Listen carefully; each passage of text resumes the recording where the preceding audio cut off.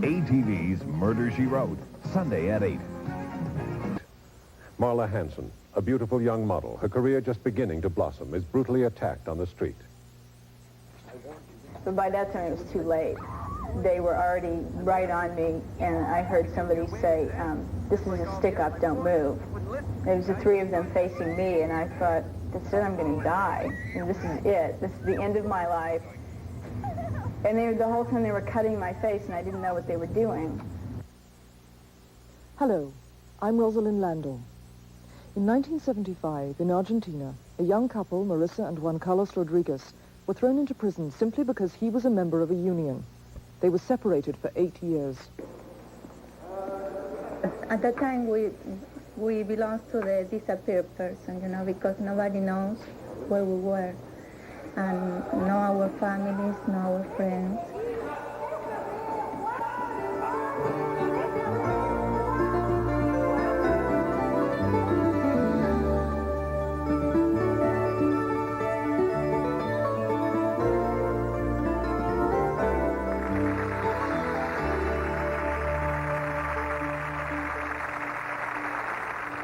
Today, we'll witness the survival of a young woman who faced death when her face was deliberately slashed. A fashion model whose courage makes her a role model for all women. And we'll show you how the love of a father for his son and for his wife kept his hopes alive for 8 long years while imprisoned in Argentina. These stories when we come back.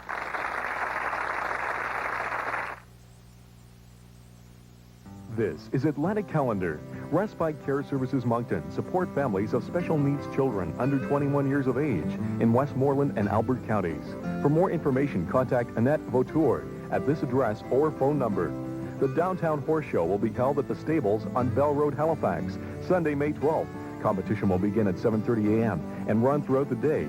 There is no admission charge to view the show. Everyone is invited to attend a public awareness seminar on substance abuse in elementary, junior, and senior high schools at East Stuyak Elementary School, Friday, May 10th at 7 p.m. The New Germany and Area Arts and Crafts Association will be holding their spring show and sale Saturday, May 11th from 10 a.m. to 4 p.m. at the New Germany Rural High School. Everyone is welcome to attend. To include your event in the announcements for Atlantic Calendar, please mail your information 3 weeks in advance to this address. Roger Whittaker. Can you take away my pain? You deserve the best. Roger Whittaker, the man and his music, and a night of memories. Roger Whittaker live. And a new day. Sensational. Will be. Presented by Molson in association with Diet Coke, just for the taste of it. Thank heaven for little girls, for little girls get bigger every day. New Health Shampoo has a new botanical formula with vitamins and proteins to help bring out your most beautiful highlights. They grow up in the most delightful way. Uncover your hair's natural highlights with New Health Sock. Only one is yours. Thank heaven for little girls.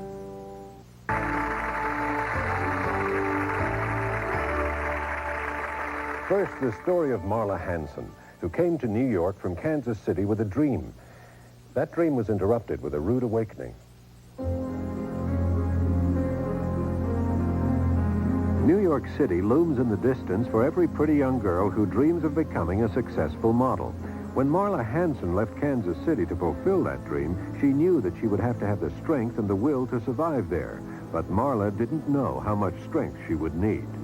I had an opportunity to see what kind of person I was and to see what my strengths were. Most people don't have that, and I got that chance, and I was really surprised to find out I was stronger than I thought I was. I just started modeling, but I was doing really well. I was working a lot. I got a few commercials, little parts in movies, and I was just starting to achieve what I wanted, and it was exciting. I wasn't there yet, but I was on my way, and I was feeling pretty good about my work and what I was doing, and so just kind of worked all the stuff out for myself. And then this happened. and then I was attacked. And I remember when it was happening, I was thinking of all these things. I was thinking, gosh, you know, I just figured it all out for myself, and now it's all being taken away. I didn't really understand it.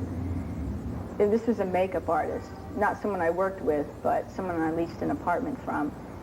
He was always asking all the girls in the apartment out, and he wasn't a very attractive guy. Girls would say, "Are you kidding? I'd never go out with you." And I think I was the only one that didn't do that. I would just sort of smile and say, "Oh, no thanks." He owed me $850, and I was meeting him to pick up the money. I knew something was going on that night. When I was meeting him, I was nervous. I made a few jokes with my roommates that if anything happens to me, you know who did it. But I wasn't prepared for violence and physical violence against me. The moment I walked out of the restaurant with him, he said he had the money for me, but it was cash, and he wanted me to step outside with him. And the minute I got outside, I knew something was up. He started talking to me about, he fantasized about dating me, and but he wasn't making any move to pull out any money. And he put his arm around me, casually around my shoulder, and I thought, okay, I have to talk with him for a few minutes. And then I saw him looking behind us. And I turned around and looked, and there were two men following us. And the minute I saw the two men, I knew, but by that time it was too late. They were already right on me, and I heard somebody say, "This is a stick-up, don't move." It was the three of them facing me, and I thought, that's it, I'm going to die. And this is it. This is the end of my life. And the whole time they were cutting my face, and I didn't know what they were doing. And all of a sudden they were gone. You know, and I had made this huge preparation within a few seconds to die, and all of a sudden I wasn't dead. I didn't know what they had done. I didn't realize right away that I was cut. But I was just so happy to be alive. I was so happy that I had that second chance, you know, because I kept thinking there are so many things I want to do, and I realized I'm not dead. This is great. I can do all the things I wanted to do. She was glad to be alive, to have survived. But could she survive what followed? And there was a lot of blood. I mean, I had blood all over me. I could feel my face. Yeah, I could feel the cuts on my face, and I knew it was pretty bad, and I knew from the looks on everybody else's faces that it was really bad, and people turned white when they saw me, and I thought, oh, no, I don't even want to see myself. But I did want to see myself, and I ran, the minute I got there, right to the ladies' room, and a nurse walked right in front of me and said, "You don't want to do that. You're going to have to live with that for the rest of your life if you see yourself. And you haven't fallen apart yet. We're all amazed, and if you walk in and look in front of the mirror, we're afraid you're going to fall apart. Don't do that." So I thought maybe she's right. So I never looked at myself. Dr. Ronald Lewandowski, I'm a plastic and reconstructive surgeon here at St. Vincent's, and I'm the surgeon who put her face back together the other night. They called me at 1:45 in the morning, and shortly thereafter I was looking at some of the worst facial wounds I've seen in my practice. They were a bit worse than what I've seen when people go through windshields. All of the wounds that you see stitched together were actually gaping at least a half an inch. The lacerations were as much as an inch deep, and they went through most of the muscles of facial expression. And in addition to the stitches that you see on the surface, there are perhaps 50 more in the deeper layers. It took 5 layers of sutures to close the right cheek. I think anybody's instinct when they're traumatized or hurt is to just go off in the woods like an animal and lick your wounds and be left alone. And I was never allowed to do that. I always had cameras in my face and people asking me questions. I had to deal with the trial. I never got to go take that time off.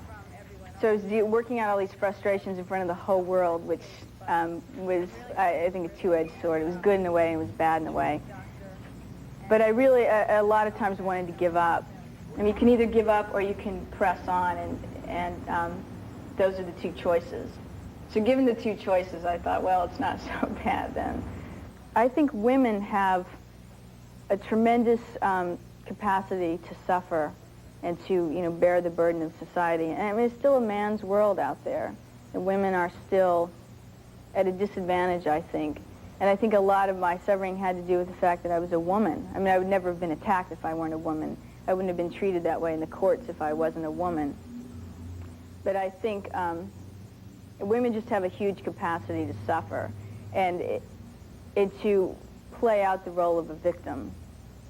You know, it's a really hard role to break out of. I found myself in that role, and I didn't want to be there, but it was almost seductive. I didn't choose this at all, and I don't like people telling me that I did this to myself.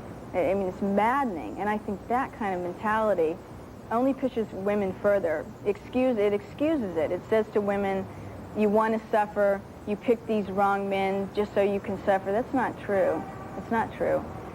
And that was the turning point for me when I finally realized that it wasn't my fault, that this happened to me, and it wasn't my fault, and the only thing I could control was how I reacted. The only thing I could control is what I did with it. And by letting it destroy my life, you know, that's losing all control, and I just couldn't do that to myself. I've always believed that in everything negative, there's also something positive. You know, there's always a blessing in disguise somewhere hidden in there. And part of that probably is my Bible school background, I think, to always look on the bright side of things. So in every situation, through the court proceedings, through the hospital, I tried to find something good out of it. And there's so many good things I couldn't start to tell you. I mean, I couldn't, you know, I'd be here all day long talking, but I tried to see the opportunity to find out what I was made of, the opportunity to look at myself and to reevaluate my life. I mean, that by itself was worth the pain I went through, to have the chance to see my life and see where I was going and see that I hadn't had the chance to accomplish all the things I wanted, and to be given a second chance. To have survived that experience and now to maintain a balanced attitude towards life is just amazing to me. Yes, and at her age to have to struggle with all this public attention. She's a remarkable lady. Let's meet her. Ladies and gentlemen, Marla Hansen.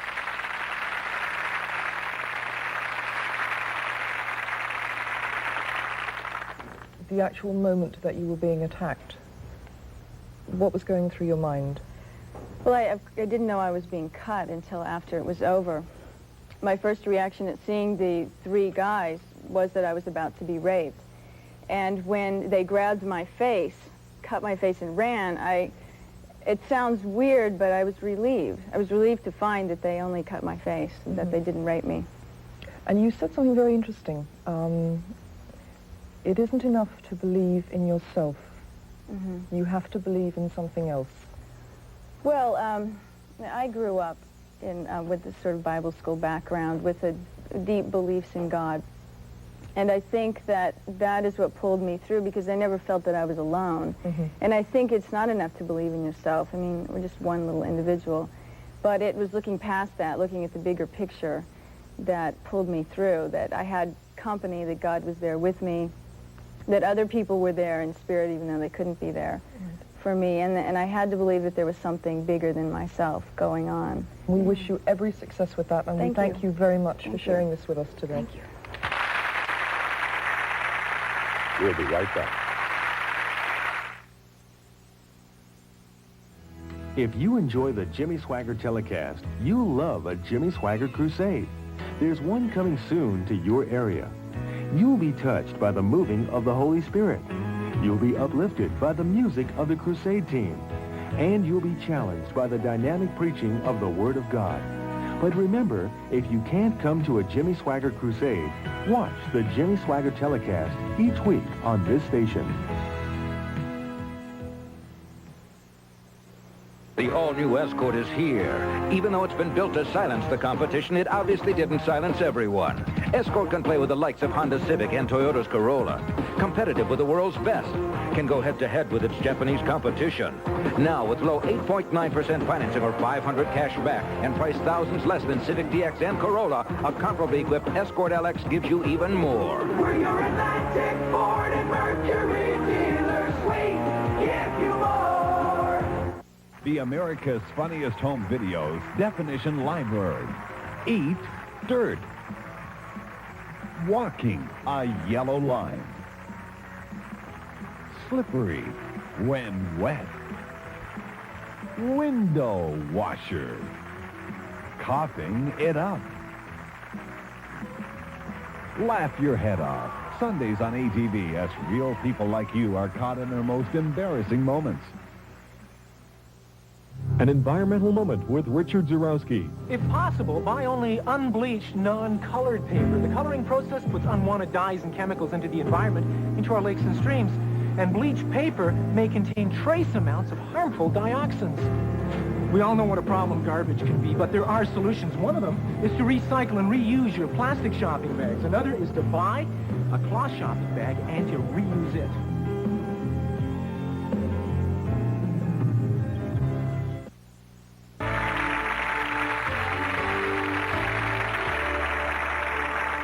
Years ago in Argentina, Marissa and Juan Carlos Rodriguez were very much in love. All their hopes for a happy life were suddenly smashed. The story of Juan Carlos Rodriguez and his wife Marissa is a story of love that survived the most cruel and violent treatment that any two people could endure. In 1973, in Cordoba, Argentina, Juan Carlos, a steel worker, married Marissa, a civil engineering student. They toasted each other at their wedding, and their wishes included having a family and living happily ever after. It was not to be.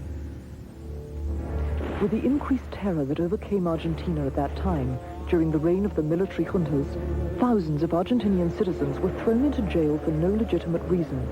In 1975, 2 years after they were married, while they were having lunch at their home, armed men from the so-called death squads burst in and kidnapped them.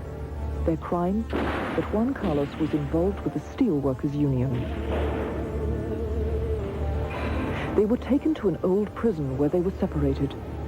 Juan Carlos and Marissa sensed in that separation that they would never see each other again. Marissa had the feeling they would be murdered. At that time, we belonged to the disappeared person, you know, because nobody knows where we were. And no our families, no our friends. The prison was filled with other political prisoners, honest and decent men who were tortured for weeks and then charged with subversion and moved to another prison. Marissa and Juan Carlos longed to see each other and to touch each other. They dreamed that someday fate would bring them together again. Marissa was told by the prison doctor that she was pregnant, and soon she gave birth to a son, Patricio. And it was a mix feeling at that time, because in one hand was the thing that we was looking for, but in the other hand we was in the jail, and they stopped to torture because of that. One morning the guards came for Juan Carlos. He believed that it would be another day of electric shock, water immersion or beatings. When he was led into a large waiting pen, he saw Marissa lying there. He couldn't imagine what was wrong. But to his surprise, he saw that she was nestling a newborn baby. She told him joyfully that the baby was a boy, and it was their baby. Juan Carlos was filled with new hope, even though he was hurried away from Marissa and their newborn son.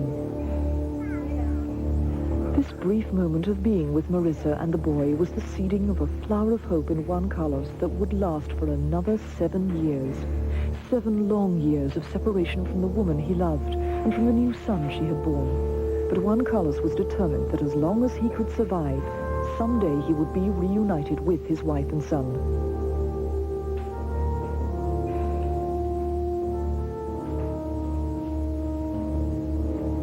The images of Patricio and of his dear Marissa kept Juan Carlos from breaking down during the long internment and the continuous torture.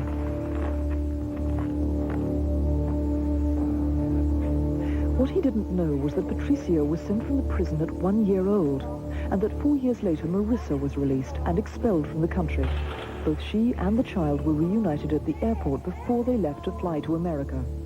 Juan Carlos spent that long period of time wondering how they were and where they were.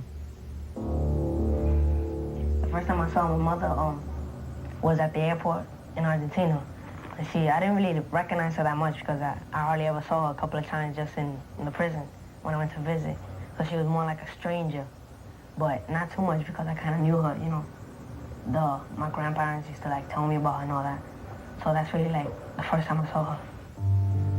One day a letter was dropped into his cell. It was from Marissa, the first communication in over 5 years. It had a stamp with Thomas Jefferson on it, an ironic symbol of freedom. It told him that Marissa and Patricio were safe in the United States. Months later, a second letter arrived. It was heavily censored, but through the blacked-out lines, he saw the words Amnesty International and knew that someone was working to obtain his release. Juan Carlos was filled with more hope. I knew that I was free, but Juan Carlos still in jail, and it was for me hard to think about it. And I said, well, I have to do something. And from that day, we begin to work for Juan Carlos, and we did so many things. As a result of the pressure from groups like Amnesty International, prisoners like Juan Carlos were allowed to write letters. He imagined how his son would look now that Patricio was 7 years old. He pictured how beautiful Marissa must look and dreamed about one day being together as a family.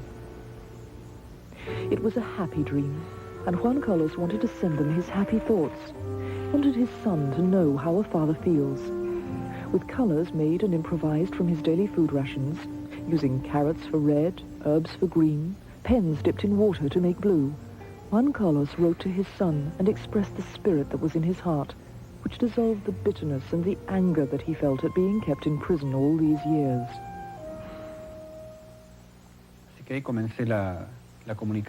This is how the communication started with Patricio, with the drawings, the stories, and the colors.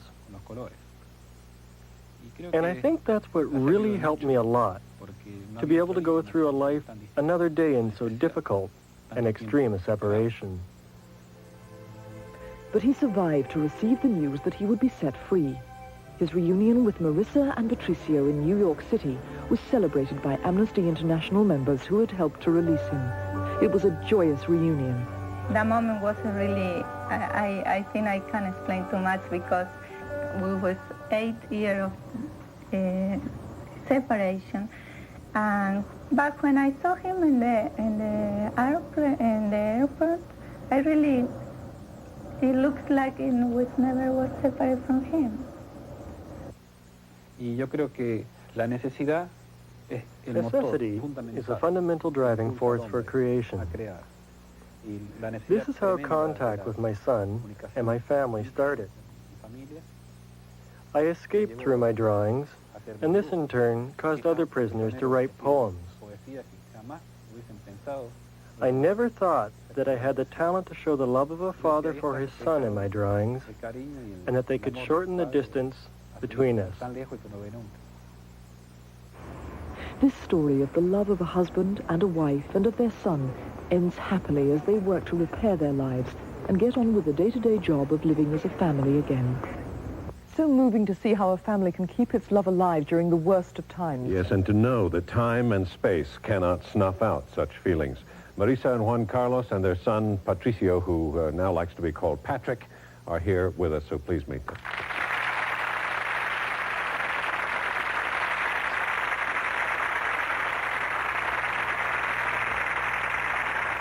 Marissa, can you describe what your husband went through when he saw his son? Were you aware enough at that time to know what he was going through? I didn't know that he will be able to see Patrick.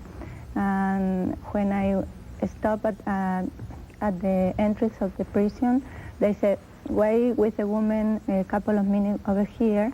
And then I saw that he was coming in, and I was so surprised because I said, oh my goodness, what's going on?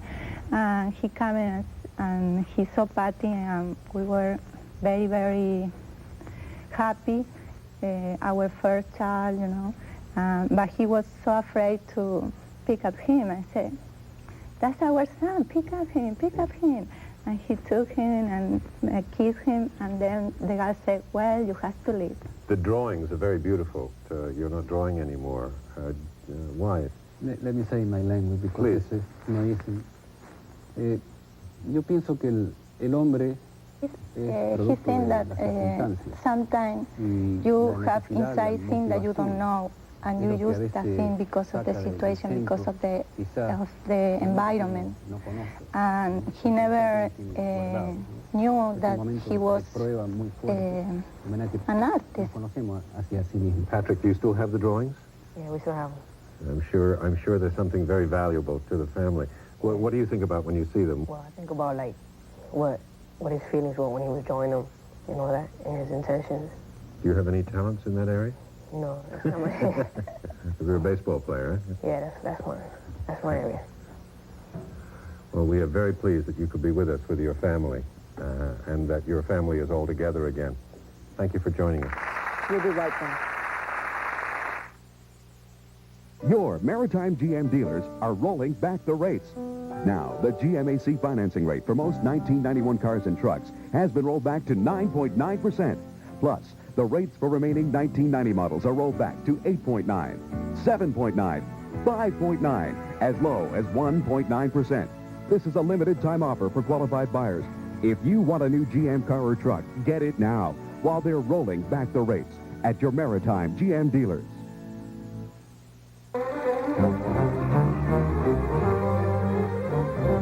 Presenting dual-textured medicated pads from Clearasil. Featuring a smooth side and a rough side that helps remove and prevent acne pimples. The rough side loosens oil and dirt to help unclog pores. The smooth, absorbent side soaks it up. Why settle for a single textured pad when there's a Clearasil double feature? Catherine is about to go through one of life's most stressful experiences, the job interview. She's determined to nail it. But nervous or not, her stress never shows, because now she uses new dryer formula Secret Solid. It helps keep you even drier under stress. We protected one side with new Secret Antiperspirant to show that when the pressure is on, Secret works harder to help keep you drier. Strong enough for a man, made for women like Catherine. New dryer formula Secret. We want what we want to see you smile. We know that seeing is believing. We've got a whole lot of life to share. We're looking so good, let us take you there. Turn us on, turn it up. ATV, we're part of your life. Turn us on, turn it up. Seeing is believing. Turn us on, turn it up. ATV, we're part of your life. We hope our stories have given you some insight into what it takes to be a survivor. And we look forward to you joining us to be a witness to survival. See you next time.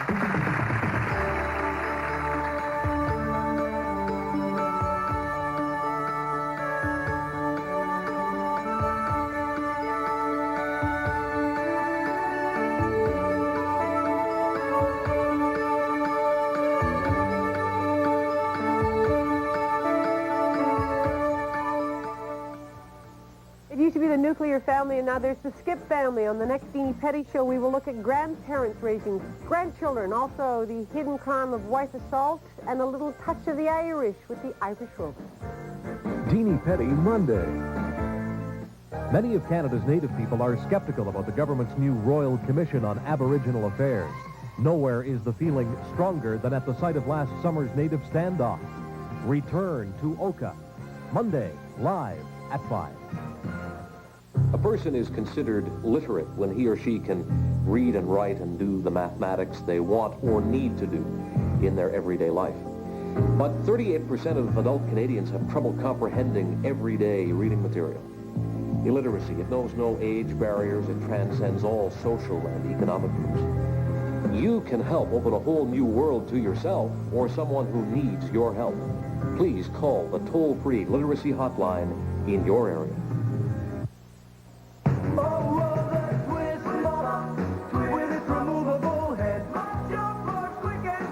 The Veleda Twist Mop is simple. Lift, insert, twist. It cleans and absorbs everything. No streaks, no lint. Unlike other mops, it rings out like a dream in the Twist Mop Ringer. Lift, insert, twist. No more wet hands. And for more hygiene, just pop the head into the washer and dryer with the Twist Mop in red or gray. All you need is the twist. Meet the osprey. This large, narrow-winged raptor is on the endangered species list. But the osprey is making a remarkable comeback in New Brunswick. Today, healthy populations of osprey can be observed near many of our coastal and interior wetlands. NB Power field staff and biologists from the Department of Natural Resources and Energy are working to protect the osprey. This corporate stewardship activity is a key element of New Brunswick's Wetlands and Coastal Habitat Program. Bette Midler, Lily Tomlin, Big Business Sunday.